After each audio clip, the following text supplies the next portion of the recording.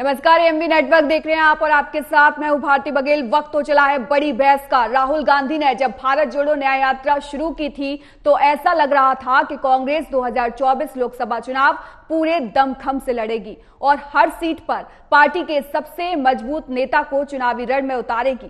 कांग्रेस नेता भी दावा कर रहे थे। राहुल की यात्रा से कार्यकर्ताओं में नया जोश और ऊर्जा का संचार हुआ है। कांग्रेस नेताओं के दावों पर उनके नेता टिकट लौटाकर सवाल खड़े कर रहे हैं।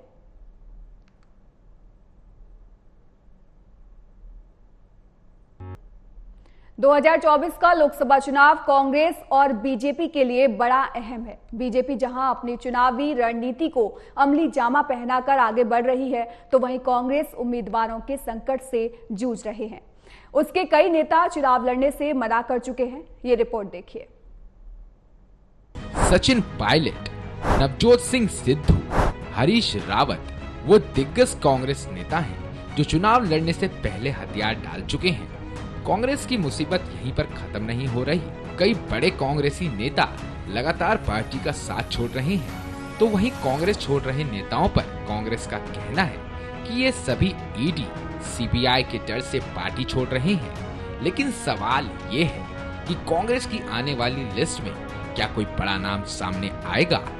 से जो नेता छोड़कर जा रहे हैं उनको ये समझ लेना चाहिए, कांग्रेस पार्टी समुद्र है और आप जब परिवार के सामने चुनौती हो और चुनाव की चुनौती चल रही हो, तब आप यदि छोड़ कर भाग रहे हैं युद्ध शुरू होने से पहले, इसका मतलब आप जैसे लोग डरपोक हैं जो किसी भी विपरीत परिस्थिति शुरू होती है, युद्ध शुरू होता है चुनाव जैसा, तो आप भाग कर जाने लगते हो। तो ऐसे लोगों से कोई ज्यादा फर्क नहीं पड़ता है। राजनीति में सम्मान उन लोगों का होता है जो हर परीक्षा की घड़ी में खड़े होकर मुकाबला करते हैं। राजनीति में उतार चढ़ाव आते रहते हैं, लेकिन हमेशा सरकार में बने रहे पार्टियां, ये संभव नहीं है।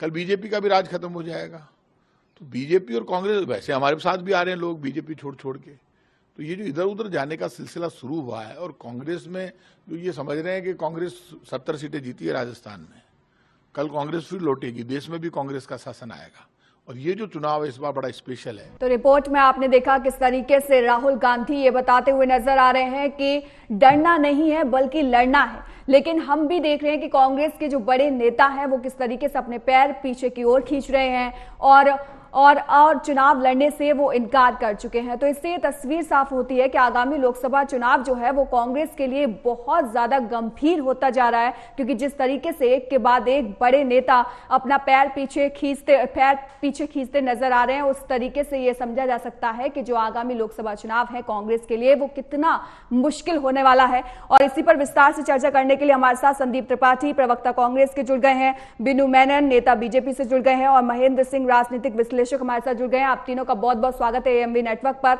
और सबसे पहले मैं आना चाहूंगी संदीप जी आपके पास, क्या वजह है, क्यों कांग्रेस के जो बड़े बड़े नेता हैं वो चुनाव लड़ने से इनकार कर रहे हैं? आपसे कमेंट लूंगी, उसके बाद एक एक कमेंट आप दोनों से भी लूंगी। संदीप जी। देखिए, पहली बात तो मुझे नहीं लगता कि जो पार्टी में नेता है वो चुनाव लड़ने से मना कर रहे हैं। हाँ, कुछ लोग डर के जरूर दूसरी पार्टियों में जा रहे हैं या कह लीजिए सत्ता पक्ष में जा रहे हैं।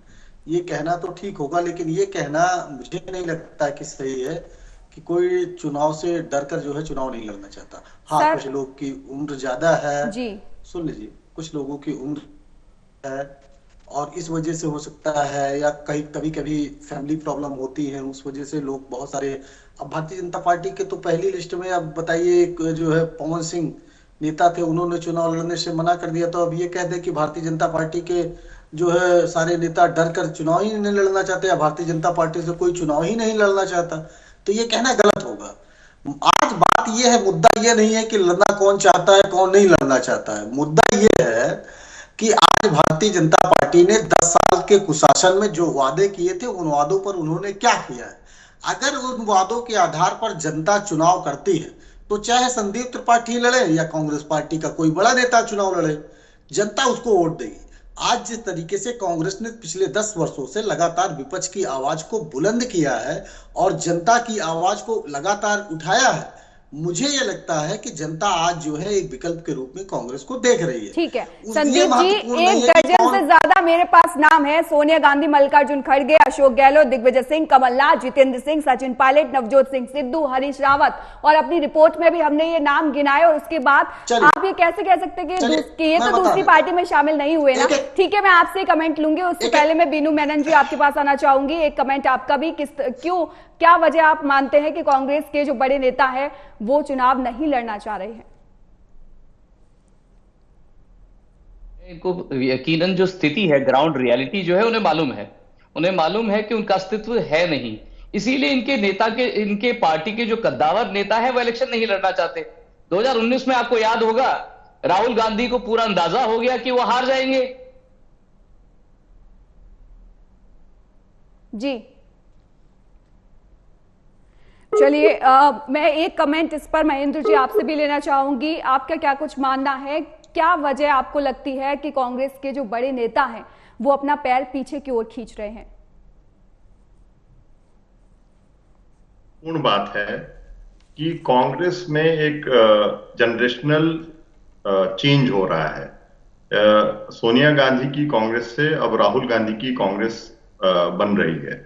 तो ऐसे में कई ऐसे वरिष्ठ नेता हैं जो अपनी भूमिका को कांग्रेस पार्टी में जो है उनको नजर आ रहा है कि कुछ संकट है, और ये जो है एक कारण है जिसकी वजह से कई नेता जो है वो चुनाव की इसमें उतरना नहीं चाहते हैं। लेकिन इसके अलावा मुझे लगता है कि राहुल गांधी के नेतृत्व में जो कांग्रेस है, या अगर कहें कि औपचारिक रूप से मल्लिकार्जुन खड़गे की जो कांग्रेस है, वो बाकी नेताओं को, वरिष्ठ नेताओं को जो है अपनी तरफ खींचने में, अपनी तरफ आकर्षित करने में, उनको महत्वपूर्ण भूमिका देने में बहुत ज्यादा कामयाब होती दिखाई नहीं दे रही है।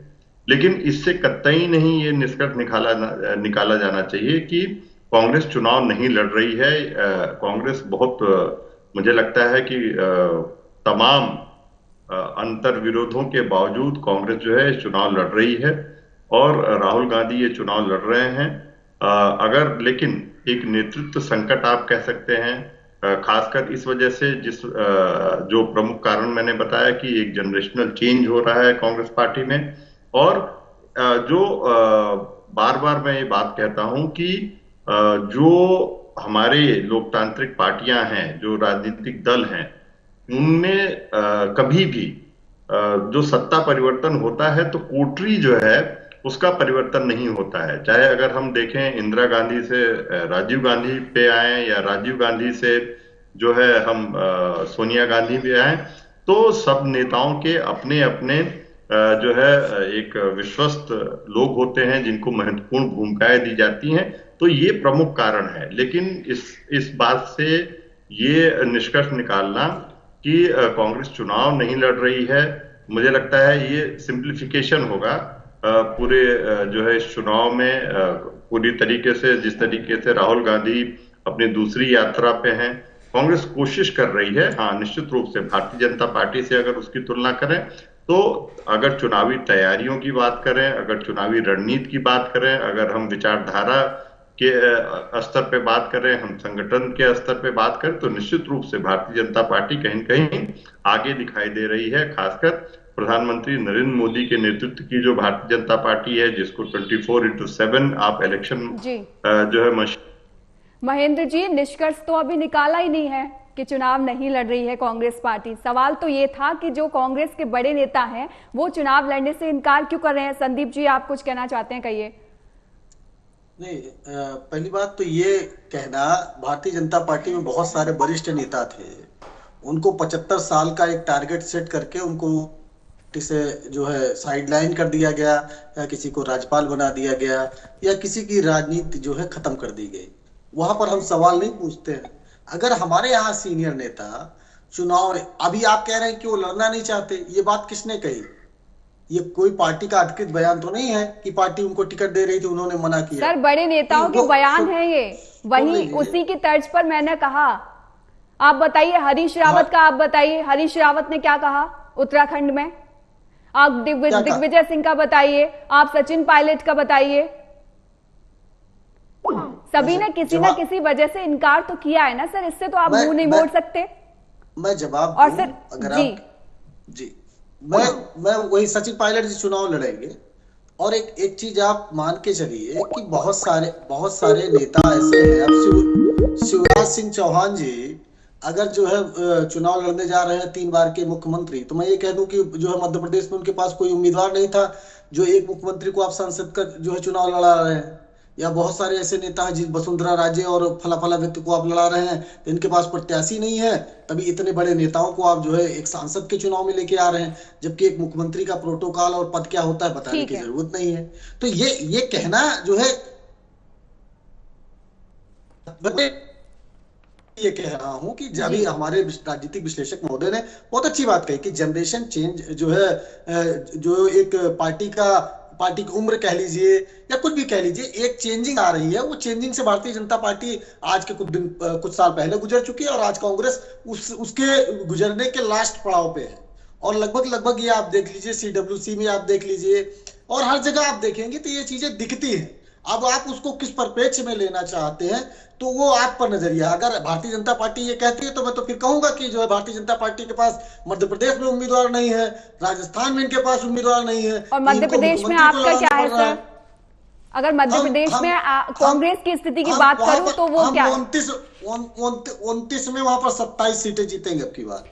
सर 29 लोकसभा सीटें हैं, 28 सीटों पर कांग्रेस लड़ती है, 10 सीटों पर कांग्रेस ने उम्मीदवार तय कर दिए हैं, बाकी के 18 सीटों का क्या? हमने कहा 27 सीटों पर। अब महेंद्र जी आपकी भाषा बोल रहे हैं तो वो आपको अच्छा लग रहा है, लेकिन मैं सवाल कर रही हूं तो वो आपको अच्छा नहीं लग रहा है। चलिए ठीक है, मुझे सब अच्छा लगता है, ऐसा कुछ नहीं मुझे कुछ अच्छा नहीं लगता है। अच्छा, आपकी बात कितना बढ़िया बोल रही हैं आप। अब आप किसी के फेवर में बोले, अगर आप ये कह रहे हैं कि जो है महेंद्र जी हमारे मध्य प्रदेश की भारतीय जनता पार्टी के सपोर्ट में बोल रही है, मध्य प्रदेश की। मेरा कहना ये अरे मैं किसी की प्रवक्ता नहीं हूँ, आप कह रहे हैं, मैं तो नहीं कह रहा हूं। खामखा आप गोल मत घुमाइए बात को।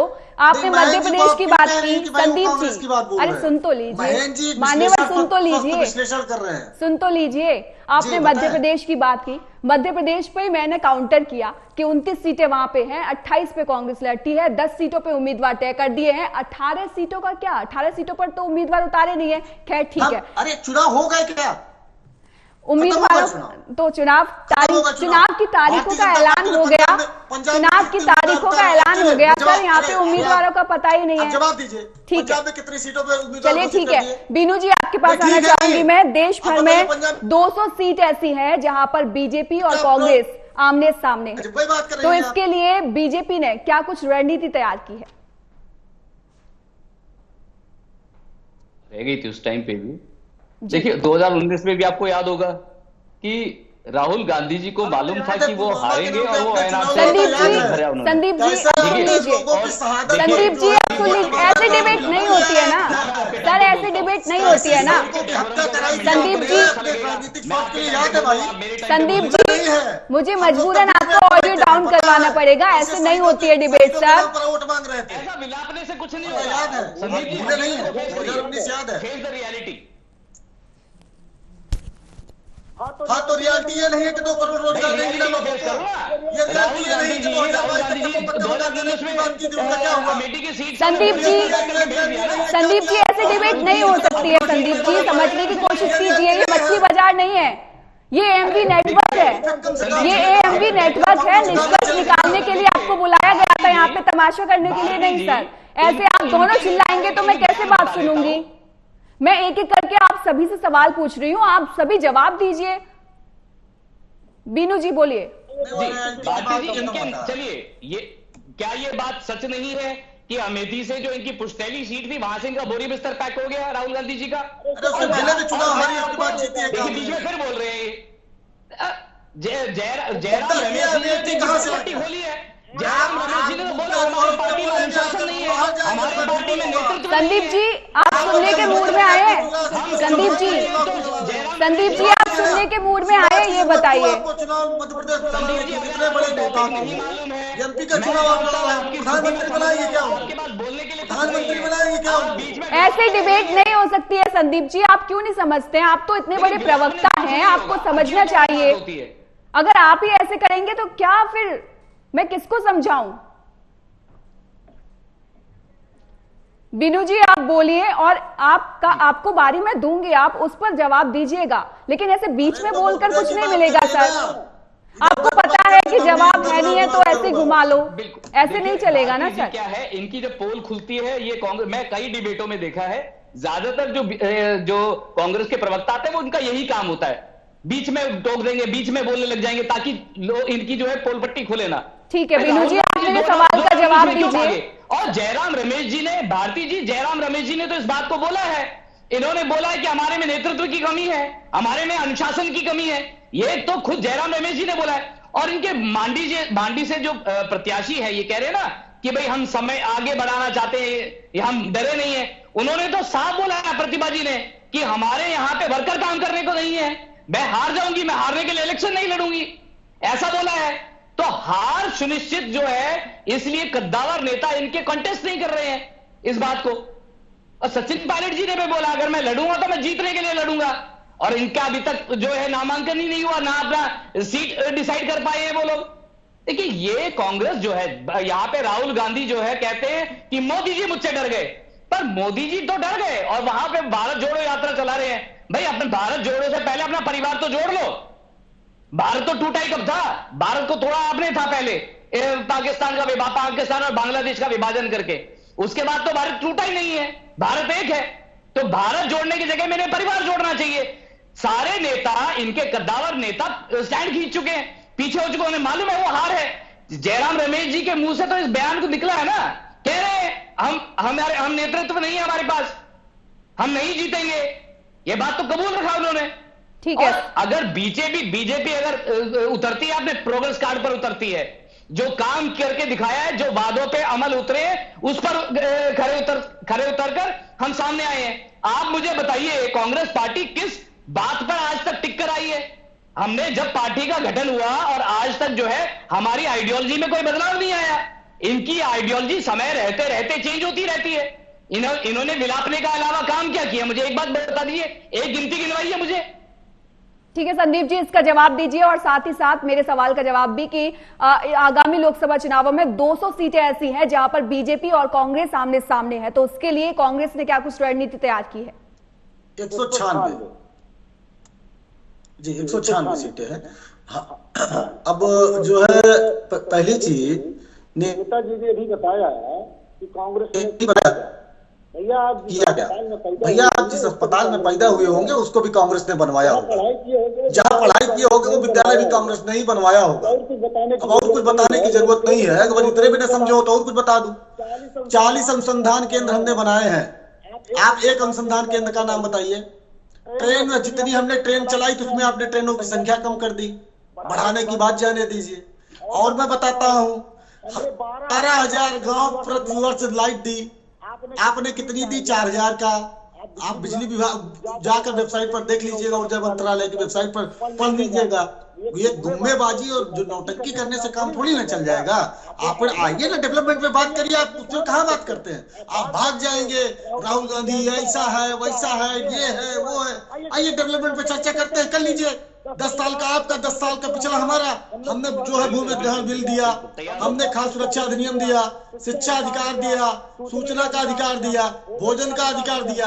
आपने क्या दिया? अडानी को माल दिया, अडानी को एयरपोर्ट दिया, अडानी को बंदरगाह दिया, जो है अडानी को पूरे देश की संपत्ति दी। उसकी जो है संपत्ति 1600 करोड़ रुपए प्रतिदिन की आय बढ़ा दी, जनता की आय कम हो गई। आपने ये किया? आप बताइए ना। मैं पूछता हूं आपसे, पूरे भारतवर्ष में एक सार्वजनिक उपक्रम, एक, ज्यादा नहीं, एक नया सार्वजनिक उपक्रम किसी क्षेत्र में बता दीजिए जिसको आपने लगाने का काम किया हो। आप डेवलपमेंट की बात करें। ठीक है, बीनू जी से मैं इसका जवाब लूंगी, लेकिन उससे पहले महेंद्र जी आपके पास आते हुए, कांग्रेस के जो प्रवक्ता जी हैं उन्होंने बहुत सारी उपलब्धियों को गिना दिया है, लेकिन उसके बाद भी कांग्रेस पिछड़ी हुई दिखाई क्यों दे रही है? महेंद्र जी मती हो तो मैं आगे कर देता हूँ, 5 सेकंड छोड़िए, बस 5 सेकंड में आगे हो जाएगी कांग्रेस। अब आती है बात अगर आप साफ नहीं सर मैं है। ज्यादा टाइम नहीं दे सकती, मेरे पास लिमिटेड टाइम है। महेंद्र जी बोलिए। मैं ये कह रहा था कि ये कांग्रेस में जनरेशनल चेंज है, लेकिन जहां तक बात है, अगर हम 2024 के चुनाव की बात करें तो निश्चित रूप से कांग्रेस एक नेतृत्व संकट के दौर से गुजर रही है। कांग्रेस में वैचारिक द्वंद्व है, आइडियोलॉजिकल क्लैरिटी नहीं है। कांग्रेस, अगर भारतीय जनता पार्टी की तुलना करें तो कांग्रेस का संगठन कुछ प्रमुख जो है राज्यों में, खासकर अगर आप जो बात कर रही हैं कि 200 सीटों पे सीधे टकराव है, वहां पे भी कांग्रेस का संगठन भारतीय जनता पार्टी की तुलना में उतना मजबूत नहीं है। कांग्रेस पूरी की पूरी कोशिश है कि किस तरीके से जो क्षेत्रीय दल हैं उनके साथ और उनके साथ तालमेल बना के भारतीय जनता पार्टी को चुनौती दे और किसी भी तरीके से इस चुनाव में बनी रहे।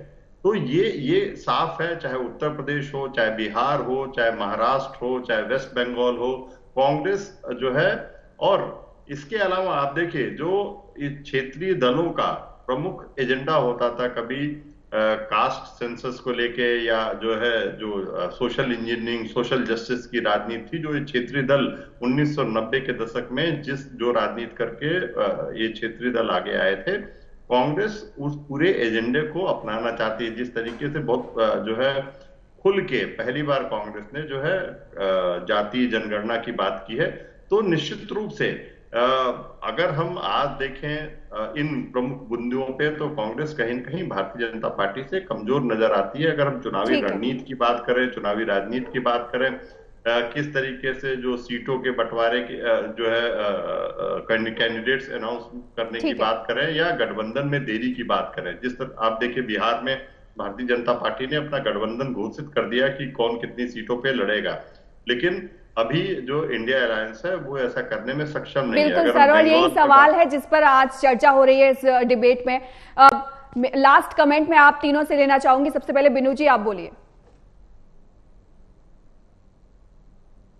प्रोग्रेस मांगा तो फ्रेजाइल 5 से आज फैंटास्टिक 5 जो इंडिया है, ये हमारा प्रोग्रेस कार्ड है। और जहां तक ये अडानी की बात करते हैं, अडानी को एयरपोर्ट बेचा, अडानी ने एयरपोर्ट किससे एक्वायर किया? साउथ अफ्रीकन कंपनी को। साउथ अफ्रीकन कंपनी को किसने बेचा? कांग्रेस ने बेचा। और ये तथ्यों को जाने बिना कहते हैं भाई हमने कॉलेज बनाया। भाई कॉलेज और यूनिवर्सिटीज का जो चलन हिंदुस्तान में कांग्रेस के जन्म से पहले, अंग्रेजों के आने से पहले और मुगलों के आने से पहले से है। तो ऐसी बेवकूफियां ना बोले तो बेहतर रहेगा।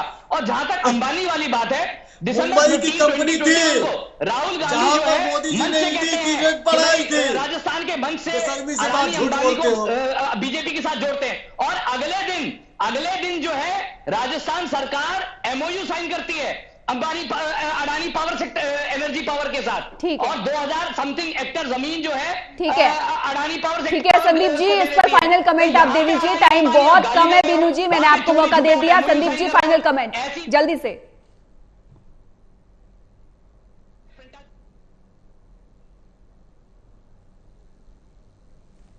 संदीप जी आपकी आवाज नहीं आ रही है। सेकेंड लार्जेस्ट मैन्युफैक्चरर्स और मोबाइल्स है ना, तो ये उपलब्धि है। आपकी तरह नहीं, आप लोग तो डिजिटल इंडिया का मजाक उड़ाते थे। चलिए, अगर वो अकेला शेर है तो अकेले चुनाव लड़ के दिखाए, औकात पता चल जाएगी। खुद का चुनाव नहीं बचा पाएगा। क्या बात कर रहे हो? चौथी पास राजा के चेले दक्षिण अफ्रीका की कंपनी ला दिए, बेशर्मी की तरह बात कर रहे हो। ये एफडीआई पहले देश में था नहीं, क्या 49% के ऊपर एफडीआई देश में नहीं था। ठीक है, लास्ट कमेंट महेंद्र जी आपसे लेते हुए, लास्ट कमेंट जल्दी जल्दी। नहीं, देखिए निश्चित रूप से जो आपका विषय है, अगर कांग्रेस के वरिष्ठ नेता जो है वो चुनाव लड़ने से मना कर रहे हैं, तो इससे एक निश्चित रूप से ऐसा नैरेटिव सेट होता है कि जो कांग्रेस को कमजोर इस चुनाव में दिखाता है। इससे कोई डिनाई नहीं कर सकता है, इसको कोई खारिज नहीं कर सकता। और ऐसा नहीं, जो पार्टी है, आप देखिए कि भारतीय जनता पार्टी जिसमें आज का नेतृत्व इतना सशक्त है कि अपने सिटिंग मिनिस्टर्स को चुनाव लड़ाया गया, विधानसभा चुनाव लड़ाया गया, और उन्होंने सहर्ष चुनाव लड़ा। अपने सिटिंग चीफ मिनिस्टर को चुनाव जीतने के बाद भी बदल दिया गया, और उन्होंने पार्टी की विचारधारा के साथ रहना जो है मुनासिब समझा, बल्कि उससे विद्रोह करने के। तो कांग्रेस से निश्चित रूप से ठीक है। आप तीनों का बहुत बहुत धन्यवाद एएमवी नेटवर्क से जुड़ने के लिए। और इस रिपोर्ट पर हमने विस्तृत चर्चा की, जिसमें आपने भी देखा किस तरीके से टीम मोदी में जो है घर वापसी देखने को मिल रही है और टीम राहुल में टिकट वापसी देखने को मिल रही है। तो फिलहाल इस चर्चा में इतना ही। देश और दुनिया की तमाम खबरों के लिए आप देखते रहिए AMV नेटवर्क।